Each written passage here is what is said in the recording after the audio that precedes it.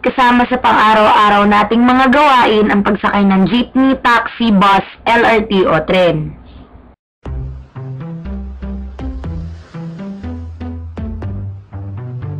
Pero naitanong mo na ba sa iyong sarili kung paano nagsimula ang sistema ng transportasyon sa ating bansa? Malaki ba ang pinagbago ng transportasyong Pilipino sa pagdaan ng panahon? Bagamat may simple ng paraan ng paglalakbay noong panahon ng mga Espanyol. Lalo pa itong dumami, naging mabilis at sopistikado sa pagdating ng mga Amerikano.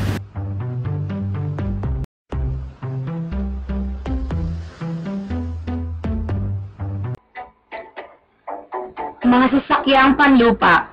Sa pagdating ng mga Amerikano, maraming mga daan at tulay ang nilikha upang mapag-ugnay ang mga bayan, lalawigan at pulo ng bansa. Binago at ginawang mabilis ng mga Amerikano ang paraan ng paglalakbay ng mga Pilipino kumpara sa panahon ng mga Espanyol. Pinalaganap ang paggamit ng mga tren, tranvia, kotse at bus. Lumaganap na naman ang mga autokalesa o mga dimetrong taxi noong 1930s. Maaari itong magsakay ng 4 hanggang 6 na pasahero. Bagamat mahal ang pasahe rito, ito ang naging pinakamainam at pinakamabilis na pangpublikong transportasyon noong panahong iyon. Lumaganap rin ang paggamit ng mga truck o motorsiklo sa paglalakbay.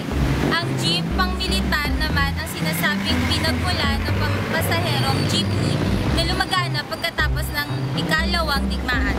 Ngayon, meron na tayong iba't ibang uri ng sasakyang panglupa, iba't ibang estilo, tatak at mas modernong mga transportasyon.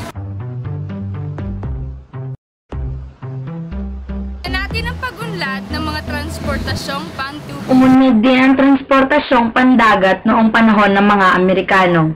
Ang mga mababagal na bangka, kaskos at battle na ginagamit noong panahon ng mga Espanyol ay napalitan ng mga mabibilis na bangkang demotor, lancha, steam tugboats at mga inter-island steamer.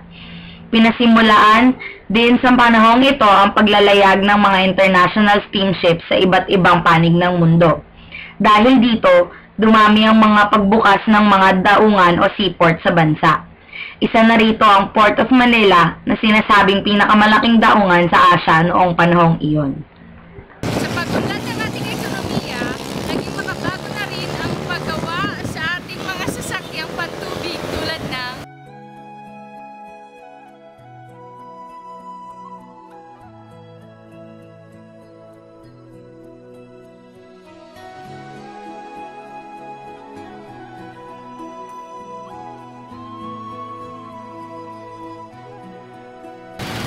pumunta naman tayo sa mga sasakyang panghimpapawid.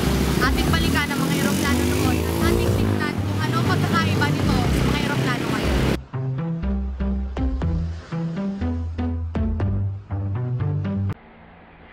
Ipinakilala naman sa mga Pilipino sa unang pagkakataon ng eroplano noong 1911. Ito ay pinalipad ni Lucky Baldwin bilang bahagi ng isang palatuntunan sa Manila Carnival City. Noong 1930, sinimula naman ang Philippine Aerial Taxi Co. o PATCO ang unang komersyal na eroplano sa bansa. Dito unang naranasan ng mga Pilipino na maglakbay sa pamamagitan ng himpapawid sa iba't ibang bahagi ng ating kapuluan. Sinundan naman ito ng pagtatag ng Iloilo Negras Air Express noong 1933. Sinasabing ang dalawang kumpanyang ito ang naging Philippine Airlines matapos ang ikalawang digmaang pandaigdig. Ang paglapag naman ng China Clipper ng Pan American Airways sa Maynila noong Nobyembre 29, 1935 ang itinuturing na unang trans-Pacific air travel mula California, USA hanggang Pilipinas. Ito rin ang pinagsimulan sa internasyonal na paglalakbay ng mga Pilipino sa pamamagitan ng mga eroplano.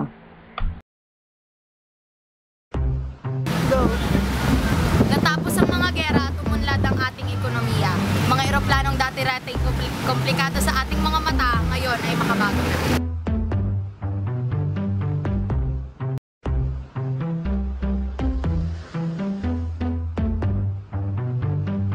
Sa paglipas ng panahon, masasabi nating unti-unting nagbabago at umuunlad ang sistema ng transportasyon. Mula sa pagiging simple, ito ay naging moderno at naging sophisticado.